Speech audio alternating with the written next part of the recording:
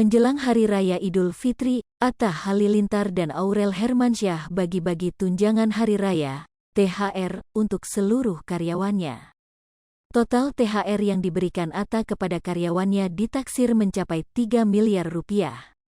Kan karyawannya banyak, kalau karyawan yang penting ada haknya, kata Atta Halilintar dikutip dari Seleb Oncom News, Rabu, tanggal 27 April tahun 2022. Selain berbagi THR untuk karyawannya, Atta Halilintar juga memberikan tunjangan untuk asisten rumah tangganya. Diketahui, pria usia 27 tahun itu bahkan merogoh kocek hingga 100 juta rupiah untuk membelanjakan baju lebaran para artnya. Atta Halilintar mengaku senang dapat berbagi kepada sesama. Sebab, baginya yang terpenting adalah orang terdekat dulu baru yang lain. Seneng, bahagianya lebaran bisa bagi-bagi sama banyak orang, karyawan-karyawan. Ya kalau kita pengen bagi-bagi ya ke orang terdekat dulu, tuturnya.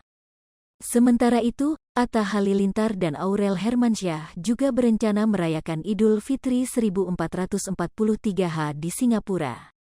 Alasan merayakan momen lebaran di negara tetangga tersebut ide orang tua mereka, Krisdayanti dan Ashanti. Pria kelahiran tanggal 20 November tahun 1994 itu berharap perayaan lebaran berjalan dengan lancar. Semoga lancar, kata Atta Halilintar.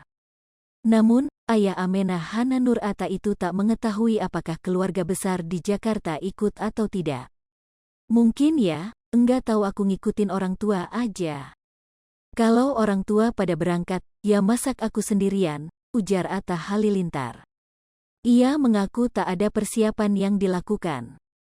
Sebab yang terpenting baginya saat momen lebaran adalah kumpul bersama. Enggak ada sih, yang penting ada baju yang dipakai. Yang penting kebersamaannya dan baju lebaran udah, tutur dia.